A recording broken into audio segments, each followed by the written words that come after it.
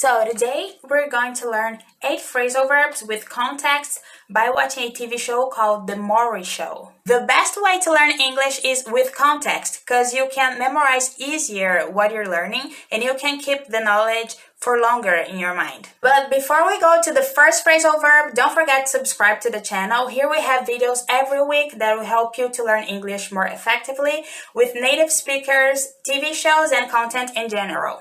So let's go to the first scene. When I found out Tim cheated on me, I was devastated. I admit I wanted to get revenge. I had nowhere to go when Tim's brother Trevor took me in. I made one of the biggest mistakes of my life and I started sleeping with Trevor. I'm ashamed of what I've done. Wow, I loved her acting. Where's her Oscar? The first phrasal verb is took in, that is the past of take in, that basically means to allow someone to stay in your house, or in other context means to accept or process something, like, oh, it's a lot to take in. By the way, phrasal verb is a combination of two words that the meaning might not always be that obvious. And just to contextualize the TV show, people basically go there to get DNA paternity tests, and they really get very mad about the whole situation, and that's the funny part of the TV show.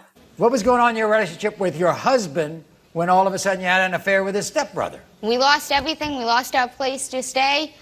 We ended up getting into a huge argument, and I left and went to his brother's house instead. I love how this guy doesn't move at all. Like, he has the same pose and expression throughout the entire time he's waiting outside, like a robot. What the hell? Don't call me. I've tried calling. I've tried hanging out. You guys pushed me away. Really? So here we can approach 3 phrasal verbs. The first one is ended up, that is the past of end up, hang out, and push away. Ended up means to reach a situation or condition that was unexpected or not planned. So they lost everything and ended up having this huge argument that they certainly didn't plan to. Hang out can have the meaning of going out with someone, a group of friends, socializing, or relaxing somewhere with somebody. But here, in this context, it would be to spend time with, to be around. He wanted to be with her and with the baby, but she pushed him away. That is the other phrasal verb, meaning that you don't want someone to be close to you. You don't want their help. You don't want their attention. You basically want someone to go away from you. You reject this person, you know? Reject? I've been there since she was found out she was pregnant. I've been there through the whole pregnancy. Right. I've been there to cut the cord, and I will be there until the day I die. She is my daughter. Well, I don't know if you have noticed, but people in this TV show have communication problems. Like, they're so weird. They cannot talk without tapping their hands, like, crazily, so energetically. That's the part of the talk, you know? I think it's a family's problem. Found out is the past of find out, and it means to discover, to learn something, to figure it out. In the case of 3-month-old Brooklyn, Trevor, you are not the father.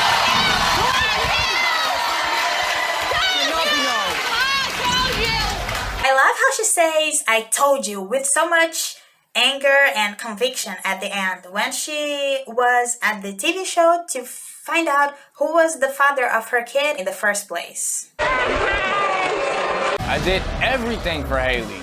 All I ever wanted was to be a father. If Haley takes that away from me, I will never forgive her.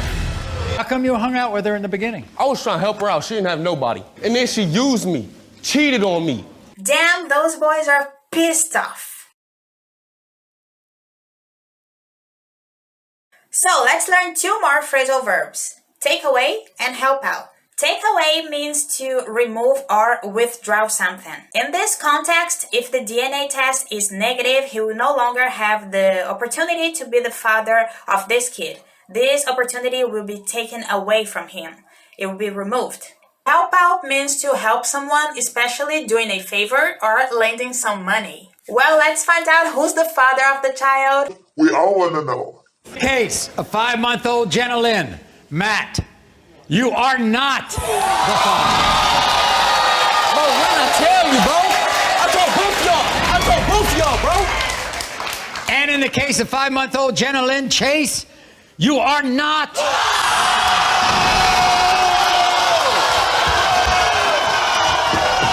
Well, none of them is the father, apparently.